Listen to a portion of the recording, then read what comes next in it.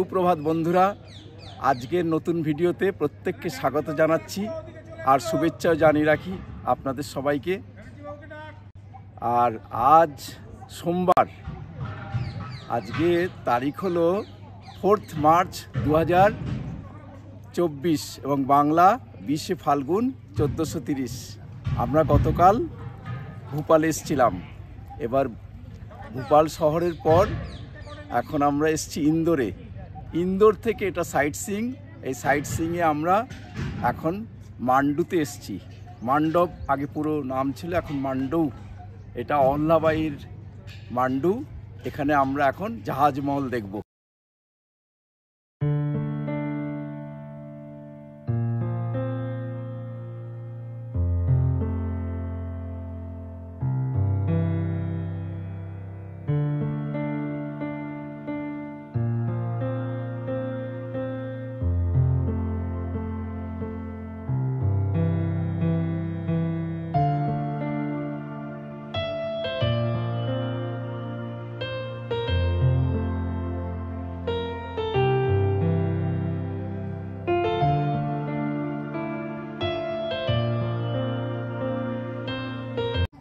মান্ডুর জাহাজ মহলে টিকিট আছে। টিকিট অনলাইনে 20 টাকা এবং ক্যাশে 25 টাকা। আমরা অনলাইনে 20 টাকা করে টিকিট কাটলাম।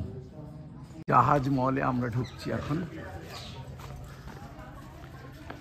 জাহাজ মহল, এটা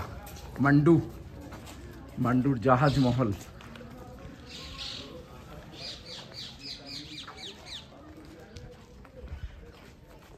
মান্ডুর জাহাজ মহল।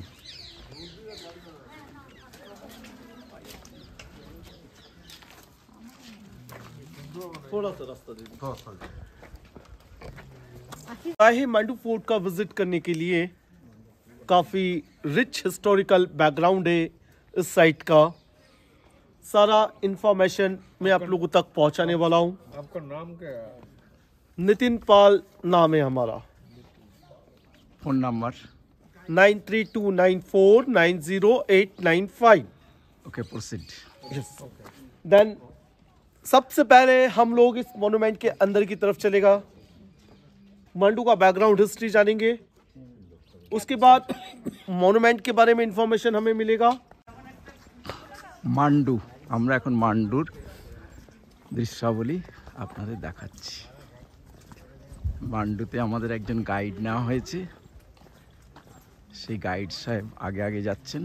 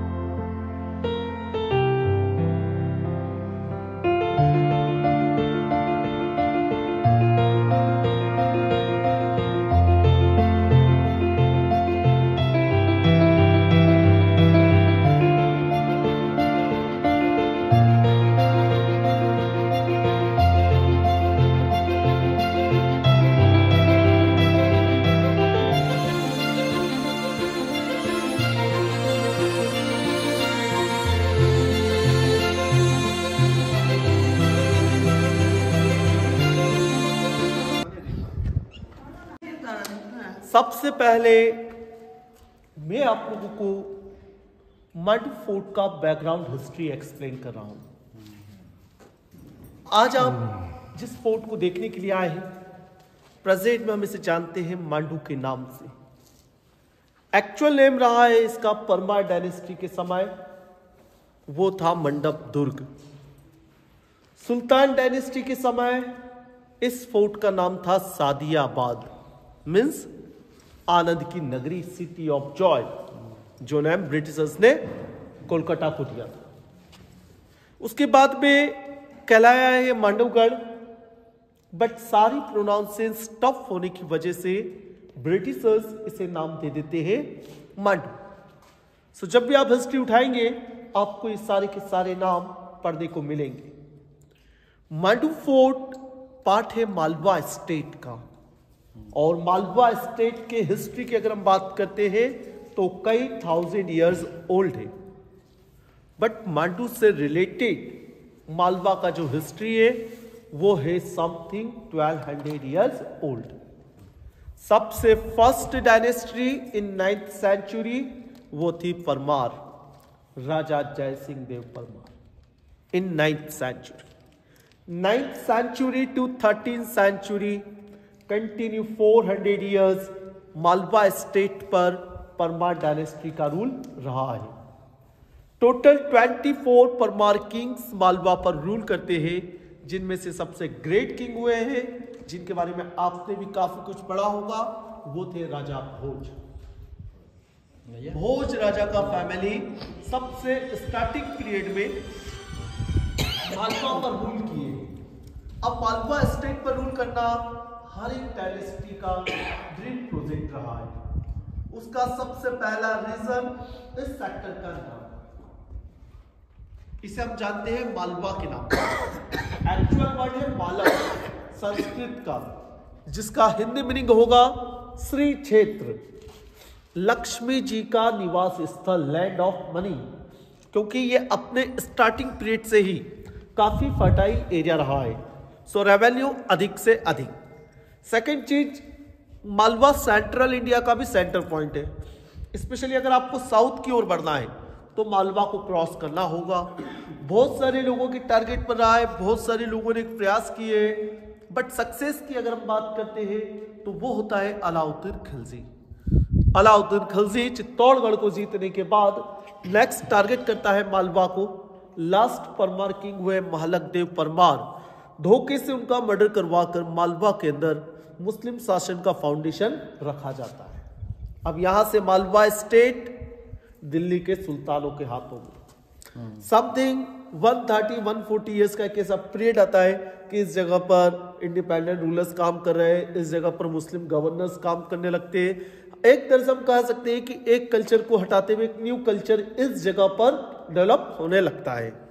इसी बीच 1542 में शेर शाह सूरी मालवा को जीत लेते हैं। शेर शाह सूरी अपना गवर्नर बनाकर पहुंचाते हैं सुजात खान को। शेर शाह सूरी का डेथ हो जाता है 1545 में।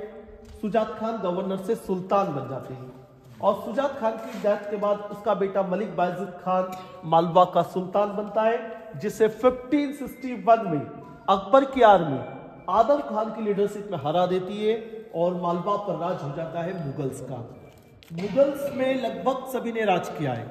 अकबर, जहांगीर, शाहजहां, औरंगजेब कंटिन्यू अपने अपने गवर्नर्स के थ्रू मालवा पर राज करते रहे। एंड सबसे लास्ट में आते 18th सेंचुरी ग्रेट मराठा सेनापति बाजीराव पेशवा। बाजीराव पेशवा जब मालवा को फतेह करते तब भी मालवा काफी बड़ा स्टेट था, बट कोई एडमिनिस्ट्रेशन नहीं था। सो एक मराठा टेरिटरी बनाया जाता है, मालवा को इंक्लूड किया जाता है, दूसरे कुछ पार्ट्स लिए जाते हैं और एक मराठा टेरिटरी बनाया जाता है। 5 स्टेट में डिवाइड कर देते हैं। वो स्टेट्स बनाए जाते हैं धार, इंदौर, उज्जैन, बड़ौदा, नागपुर। धार स्टेट पवार, इंदौर होलकर्स, उज्जैन सिंधिया, बड़ौदा गायकवाड़, नागपुर भोसले, इन्हें गवर्नर बनाया गया जो अब तक राजा है। तो ये तो रहा है ऑल ओवर मालवा का हिस्ट्री। बट उस मालवा का एक्चुअल अगर आपको रॉयल्स देखना है, रिचनेस देखना है, तो मांडू फोर्ट का विजिट करना जरूरी है। मांडू फोर्ट नहीं, मांडू फोर्ट सी।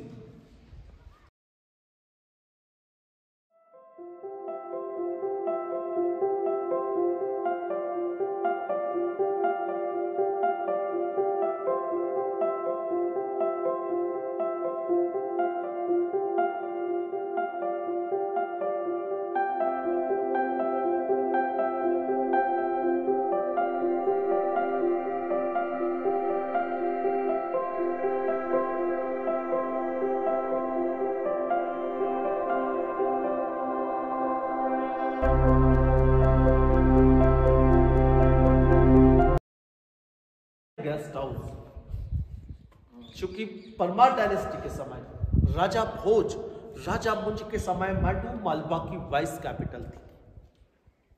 सारी आर्मी एक्टिविटीज यहीं से ऑर्गेनाइज्ड होती थी।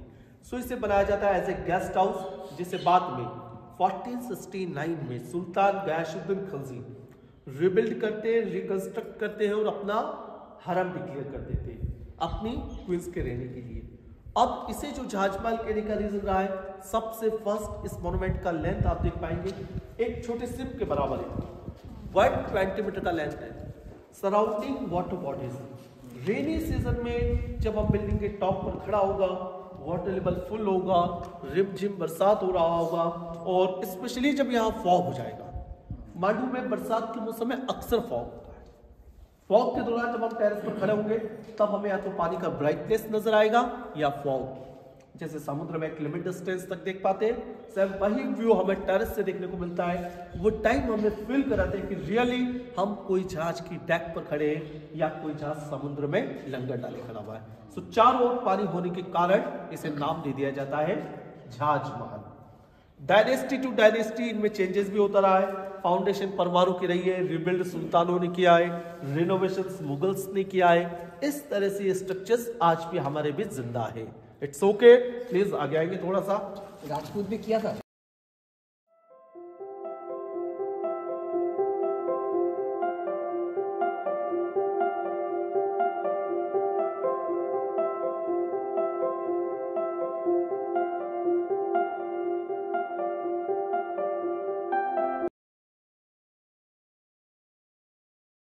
एक वाटर बॉडी आपको नजर आ रहा है, लाइक ए बाथटब और स्विमिंग पूल हम इसे कह सकते हैं। इसे जो बनाया गया पर्पस जो रहा है, स्विमिंग का ही पर्पस रहा है, बट इसे जो बनाया जाता है वो वास्तु के हिसाब से बनाया जाता है। मांडू का जो आइडेंटिटी है वो हमारे इंडिया में यहाँ की हिस्ट्री को लेकर रहा है, बट सारा वर्ल्ड मांडू को जानता है। उसकी वजह है यहाँ का डिफरेंट आर्किटेक्चर, यहाँ का नेचुरल ब्यूटी, जिसे लेकर बहुत अच्छे वर्ड्स लिखे एक वायसराय ने, जिसका नाम था लॉर्ड कर्जन, यस, जिसने बंगाल को डिवाइड किया था। वो लिखते हैं कि नेचुरल ब्यूटी और वास्तुकला की दृष्टि से आर्किटेक्चरल बेस पर हमें मांडू ने जितना इंप्रेस किया है उतना इंडिया के किसी अदर साइड ने नहीं। उसी वास्तु का एक छोटा सा एग्जांपल है मांडू। ये पुल वास्तु के लिहाज से टॉर्टाइस शेप का घर के अंदर होना काफी शुभ माना गया है। Symbol of money, symbol of peace. So vastu का ध्यान रखते हुए टॉर्टाइस की तरह डिजाइन किया हुआ है। नजर आ रहा है आपको?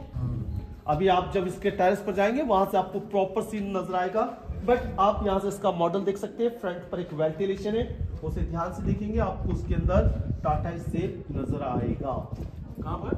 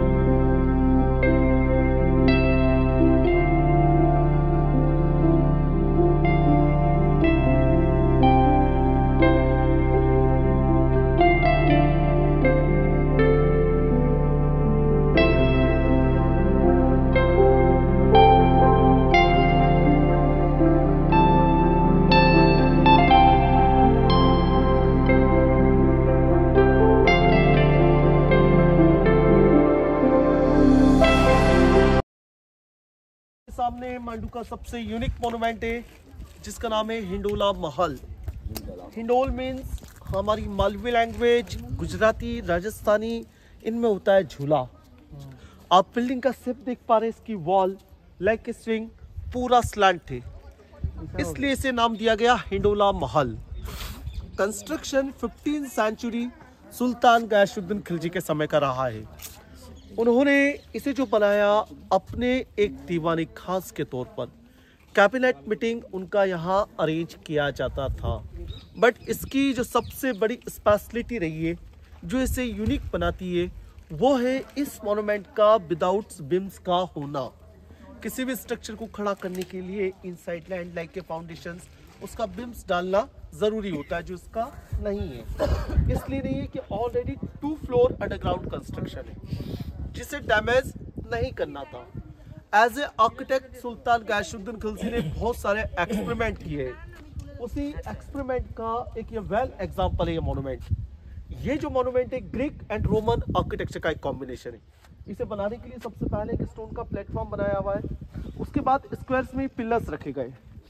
ये ग्रीक आर्किटेक्चर के पिलर से इन्हें इस ढंग से डिजाइन किया जाता है, आप इस पर चाहे जितनी बड़ी इमारत खड़ी कर दे, यह अपनी जगह से कभी नहीं हटेगा। बट और ज्यादा स्ट्रॉन्ग बनाने के लिए आप देख पा रहे हैं इसकी वॉल को स्लैंट किया हुआ है। ये कहलाती है बटरेस्ड वॉल, जो रोमन आर्किटेक्चर का एक पार्ट है। इस तरह के स्ट्रक्चर्स हमें इंडिया में बहुत कम देखने को मिलते हैं, बट ब्रिटेन वगैरह के अंदर जो एंसेंट रोमन कैथोलिक चर्च होते हैं, वो लगभग इसी तरह से डिजाइन होते हैं। बाहर की तरफ से देखने पर तो हमें पूरे स्लैंट नजर आते हैं, बट जब हम इन्हें अंदर की ओर से देखते हैं तो फुली स्ट्रेट नजर आता है। ओवरऑल अगर हम बोले तो सेंटर ऑफ ग्रेविटी पर डिपेंड करता है। ये सेंटर की आर्चेस के ऊपर इस पूरे मोनूमेंट का वेट मैनेज किया हुआ है। So please come inside.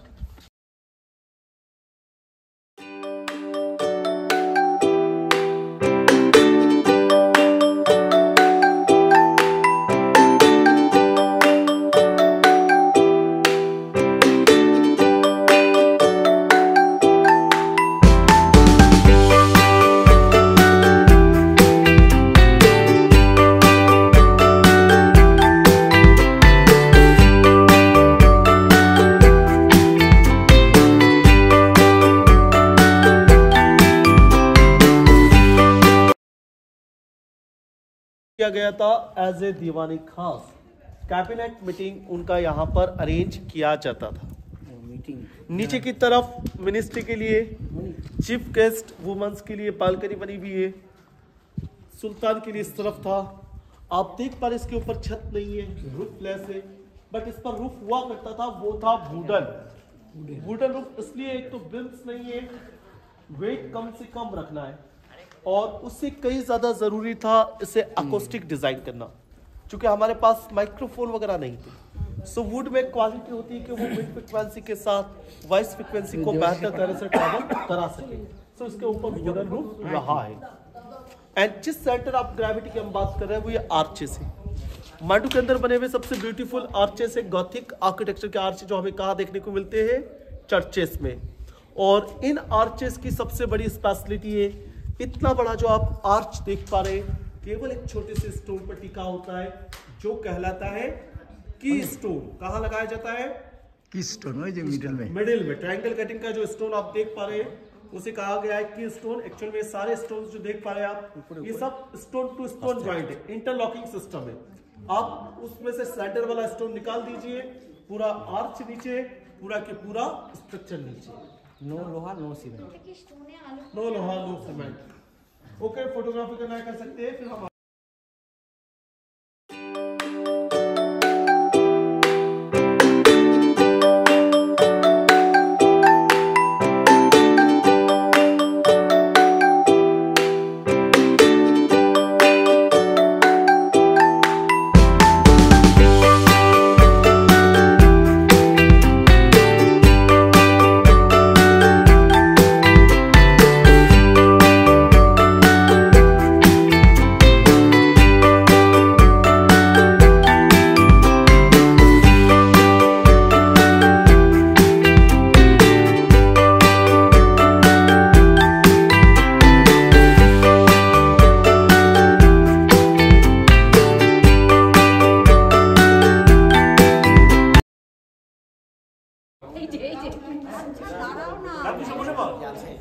বলবেন আমাদের সহযাত্রী বন্ধুদের সবাই এই জাহাজ মলে আছে, তাদের ছবি আমরা তুলছি।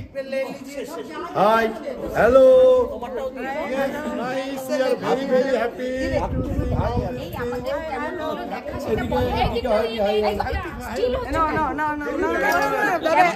আমরা খুব সুন্দর এনজয় করেছি, দারুণ এনজয় করলাম এখানে এসে। আমাদের খুব ভালো লেগেছে।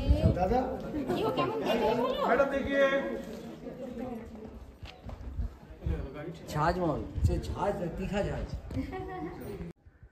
আমরা এখন জাহাজ মহলে চম্পা বাউড়িতে এসেছি।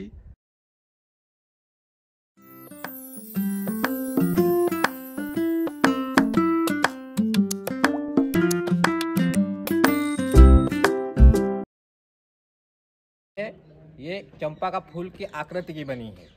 चंपा में 4 पंखुड़ियाँ आती हैं, जैसे इसमें भी 4 रास्ते हैं। अच्छा, 3 मंजिला है, 2 मंजिला हाँ। नीचे है, अच्छा, 2 मंजिला नीचे है, वहाँ से उतरने का है। ये चंपा बाउड़ी है। हाँ, चंपा बावड़ी ये पानी है। पानी है ना। हाँ, ये अभी रिनोवेशन चल रहा है ना। अभी काम चल रहा है, इसका केमिकल से धुलाई हो रही है। ओह अच्छा, ओके, थैंक यू। आपका नाम भैया मुन्ना, बोलिए।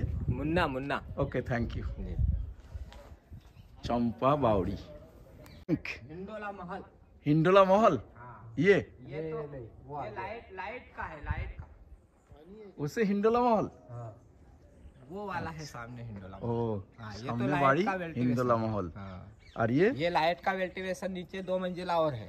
ओ 2 मंजिला है। हाँ, अच्छा, वो नहीं जाना पड़ेगा ना। यहाँ से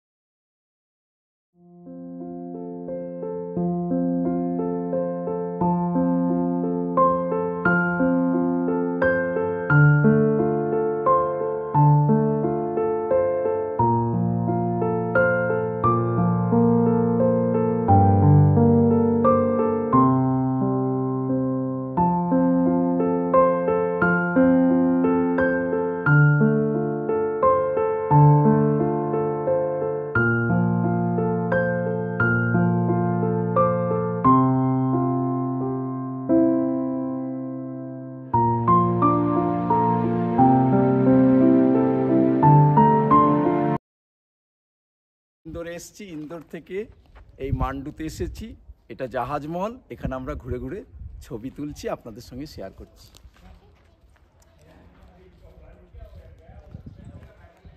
এটা জাহাজ মহলের ভিতরে থাকা আর একটা মহল, যার নাম হিন্ডোলা মহল। আর এটা যে 2টো তালা আছে, এর নিচে আবার বলে 2টো ফ্লোর আছে। এর নিচের ফ্লোর হচ্ছে যেখান দিয়ে দেখতে পাবেন, এই যে নিচ দিয়ে দেখা যাচ্ছে, এখানে 2টো ফ্লোর, মানে নিচের দিকে ঘর ছিল এবং স্নান করার জায়গা ছিল।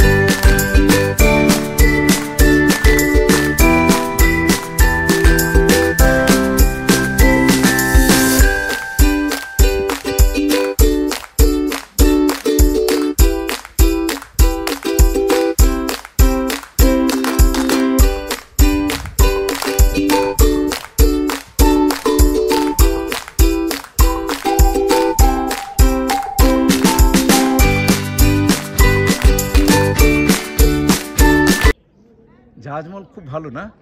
খুব ভালো জায়গা। এটা হচ্ছে মালবাদের রাজধানী ছিল তো এক সময়, আচ্ছা। তাই জন্য এই জায়গাটা খুব প্রসিদ্ধ। যারা বাজিরাও মাস্তানি দেখেছেন, হ্যাঁ হ্যাঁ, তাতে যে সিনেমা। বাজিরাওয়ের নাম রয়েছে তারই তৈরি করা জায়গা এটা। ও। তাদেরই বংশানুক্রম এখানে ছিল। আচ্ছা এই জায়গাটা কোনোদিন কেউ আর জয় করতে পারেনি। তাদের পরে যখন মুঘলরা আসে, তারপরে ইংরেজদের পিরিয়ডে এটা ধ্বংস হয়ে যায়। আচ্ছা, এখন তো আর্কিওলজিক্যাল ডিপার্টমেন্টটাকে এখন সংরক্ষণ করছে। আর্কিওলজিক্যাল ডিপার্টমেন্টের হাতে রয়েছে। ঠিক আছে, থ্যাংক ইউ ভেরি মাচ। এটার নাম জাহাজমহল কেন রাখা হলো? এটার নাম জাহাজমহল রাখা হয়েছিল এই কারণে, এই বাড়িটার যে শেপ হ্যাঁ। সেটার জন্য নয়। আচ্ছা এই বাড়িটার যে পরিসর, চারিদিকে জল দিয়ে ঘেরা ছিল। আচ্ছা এতগুলো এদের জলের জায়গা ছিল, হ্যাঁ। যে 7খানা থেকে 8খানা এদের ঝিল ছিল। আচ্ছা তার মাঝখানে এই প্যালেসটা ছিল, আচ্ছা যার ফলে এই জায়গাটার নাম পড়েছে জলের মধ্যে যেহেতু বাড়ি, তাই নাম হয়েছে জাহাজমহল। আচ্ছা, ও থ্যাংক ইউ।